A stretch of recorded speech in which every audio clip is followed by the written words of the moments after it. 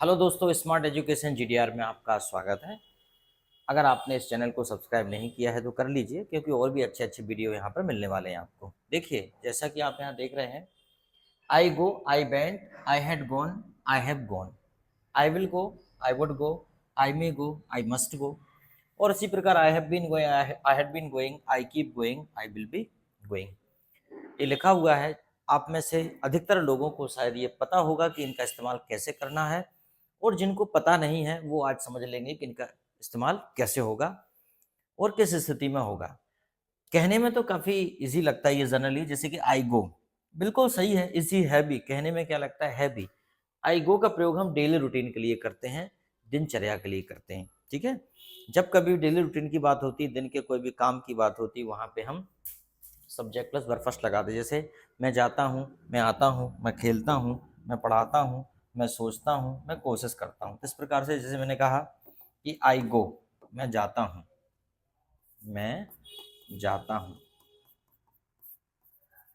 ठीक है, तो इस प्रकार से करेंगे। आई गो, मैं जाता हूँ, आई कम, मैं आता हूँ, आई प्ले, मैं खेलता हूँ। इजीली आपसे बन जाएगा।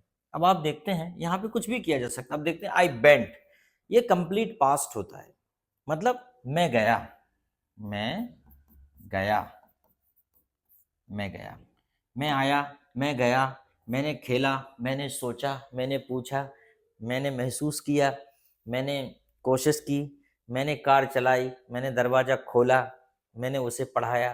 तो इस प्रकार से हम यहाँ पे सी इज़ डिस्ट्रैक्टिंग मी ठीक है, तो उस प्रकार से हम वहाँ पे कंप्लीट पास्ट जहाँ पे होता है वहाँ पे हम वर्ब का सेकंड फॉर्म लगा देते हैं, आई बेंट। अब देखते हैं आई हैड गॉन। सिर्फ इसमें इतना है, मैं गया था। यहाँ पे सिर्फ था का अंतर है। मतलब यह है कि अब दोनों में अंतर कैसे करेंगे कि जब हमारी बात वहाँ खत्म नहीं हो रही है तो हम सेकंड फॉर्म लगाते जाएंगे, लेकिन अगर बात खत्म हो जाती है तो हम वहाँ पे हेड प्लस वर्ब की थर्ड फॉर्म लगाते हैं। अब देखो कैसे, ये समझ लो यहाँ पे, जैसे कि मैं मार्केट गया, फिर मैंने सब्जी खरीदी, फिर मैं अपने दोस्त से मिला, फिर मैंने ऑटो पकड़ा, फिर उसके बाद में बस स्टैंड आया, फिर उसके बाद मैंने बस पकड़ी, फिर उसके बाद मैं घर आया, फिर मेरी माँ ने मुझे डांटा, फिर माँ ने कहा कि ये क्या खरीद लाया, फिर मैंने कहा कि दूसरा कुछ मिल नहीं रहा था, फिर माँ ने कहा फिर से बाजार जा, फिर मैं फिर से बाजार गया, फिर मैंने फिर से कुछ और खरीदा। तो इस प्रकार से अगर बात खत्म नहीं हो रही है, समझ में आया, तो ये लगेगा। और अगर आपकी बात वहाँ खत्म हो जाती है, जैसे कि मैंने 2024 में अपनी ग्रेजुएशन कंप्लीट पूरी कर ली थी।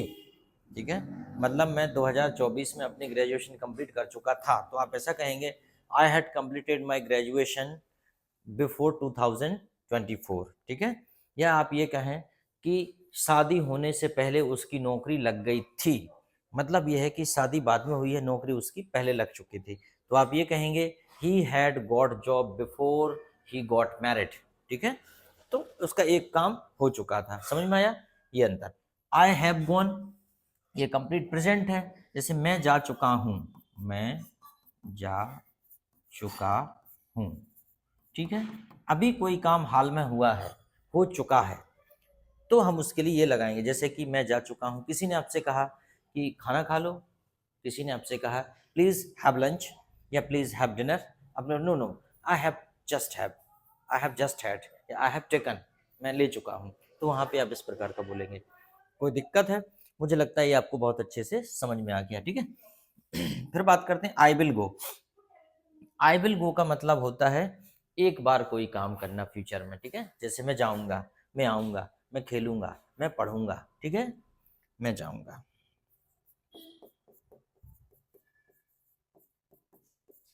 मैं जाऊंगा, मैं आऊंगा, मैं खेलूंगा, मैं पढ़ूंगा, मैं आपकी मदद करूंगा। ठीक है, समझ में आया। आई वुड गो, ये चॉइस के लिए होता है, चॉइस के लिए, पसंद के लिए। जैसे कि मैंने बोला कि I am going to prepare tea, I am going to prepare tea, what would you like to have, tea और कॉफी। उसने कहा कि I would prefer coffee to tea, या उसने कहा आई वुड टेक टी। मैं जाऊंगा, मैं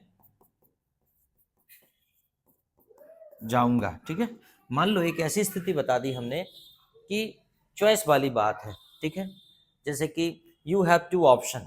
ठीक है, either you can go or you can stay here, either you can go or stay here, what would you choose. उसने कहा कि आई वुड गो, मैं जाऊंगा। तो जहां पे चॉइस की बात होती है वहां पे वुड का प्रयोग करते हैं। कंप्लीट फ्यूचर नहीं है ये, ठीक है, ये चॉइस की बात है। आई वुड गो, जैसे अगर आपने कहा कि अगर आपने मुझे आमंत्रित किया तो मैं आऊंगा, तो अगर यह है if you invites me I would come, क्योंकि यहाँ भी चॉइस है, क्योंकि अगर आपने मुझे इनवाइट किया तो मैं आऊंगा, और नहीं किया तो मैं नहीं आऊंगा, ठीक है। दूसरा ये यहाँ पे है आई मे गो, यहाँ पे संभावना है, ठीक है, मैं जा सकता हूँ, मैं जा सकता हूँ, मतलब यहाँ पे कोई कंप्लीट बात नहीं है, मैं जा सकता हूँ।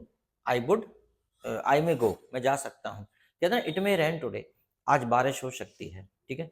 ही मे बी पिक पॉकेट, वह जेब कतरा हो सकता है, ठीक है। हमने कहा इट मे बी पॉसिबल, यह संभव हो सकता है। इट मे बी कंप्लीटेड, यह पूरा हो सकता है, ठीक है।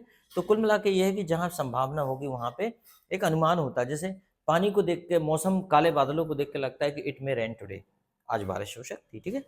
आई मस्ट गो, ये कंपल्सरी के लिए, मतलब आपको, मुझे जाना ही चाहिए, मुझे जाना ही चाहिए, मुझे जाना ही है या जाना ही चाहिए।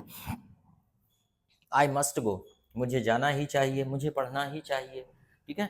कुछ ऐसी कंपलसरी एक्शंस होती हैं जिनको आपको करना ही होता है, जैसे कि you must follow the rules of road, क्योंकि रोड आपके बाप की नहीं है, किसी के बाप की नहीं है, रोड तो गवर्नमेंट की है, तो उस पर हमें नियमों का पालन करना ही है, हम उसके लिए बंधे हुए हैं नियमों से। तो ऐसी बात जब आती है तो वहाँ पे मस्ट, ठीक है। उसके बाद आई हैव बीन गोइंग, जब कोई काम लंबे समय से चल रहा है, आई हैव बीन गोइंग, जैसे कि I have been playing since morning, तो लम मैं जा रहा हूँ, कब से जा रहा हूँ भाई, लंबे समय से, यहाँ पे लंबे समय की बात है, लंबे समय से मैं जा रहा हूँ, लंबे समय से। तो इसी प्रकार पास्ट में है आई हैड बीन गोइंग, मैं जा रहा था, मैं जा रहा था, यहाँ भी लंबे समय से, समझ में आया। जैसे कि I have been going for 4 days, मैं 4 दिन से जा रहा था, जा रहा हूँ, यहाँ पे हो जाएगा I had been going for 4 days, में 4 दिन से जा रहा था।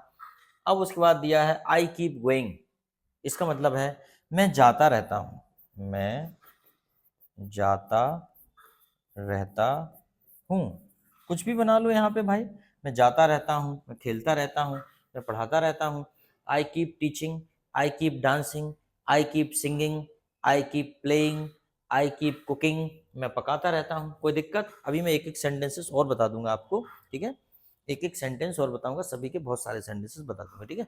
आई विल बी गोइंग, इसका मतलब है कि जैसे कि अब वो जाता रहेगा, ठीक है, आई विल बी गोइंग। हम इसे ये कहेंगे कि मैं जाऊं, मैं जा रहा होऊंगा, इसका मतलब ये है यहाँ पे कि एक बार गया है लेकिन अब वो कंटिन्यू जाता रहेगा, ठीक है। जैसे मैंने कहा क्या तुम कोचिंग आओगे, आज तो आए हो, क्या कल भी आओगे, आपने कहा sir I will be coming, मतलब सर अब तो मैं आता रहूंगा, ठीक है। आई will be coming, sir I will be helping you, मैं आपकी मदद करता रहूंगा, मतलब यह है मैं जाता रहूंगा। जबकि इसका आप क्या बोलते हो, आप ये सोच रहे होगे कि इसका मतलब होता है मैं जा रहा होऊंगा, जा रहा होऊंगा मतलब जाता ही रहूंगा, चलते रहेगा मेरा ये काम अनवरत। लेकिन आप इसमें ये भी लगा सकते हो I will keep on going, ये भी कर सकते हो, और आई विल बी गोइंग भी आप कर सकते हो। थोड़ी समझने की बातें, आप चाहो तो मैं इसका एक एक सेंटेंस बता भी देता हूँ, आप चाहो तो, जैसे कि डेली रूटीन में आई गो, मैं जाता हूँ, आई वेंट, मैं गया, चाहो तो मैं लिख के बता देता, नहीं तो कोई बात नहीं। आई हैड गॉन, मतलब मैं जा चुका था, आई हैव गॉन, मैं जा चुका हूँ, ठीक है। आई विल गो, मैं जाऊंगा, ठीक है।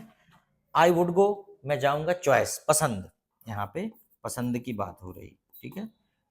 आई मे गो, मैं जा सकता हूँ, संभावना। आई मस्ट गो, कंपल्सरी एक्शन, मुझे जाना ही चाहिए। आई हैव बीन गोइंग, लंबे समय से मैं जा रहा हूँ। आई हैड बीन गोइंग, लंबे समय से मैं जा रहा था। I keep on, I keep on going, मैं जाता रहता हूँ।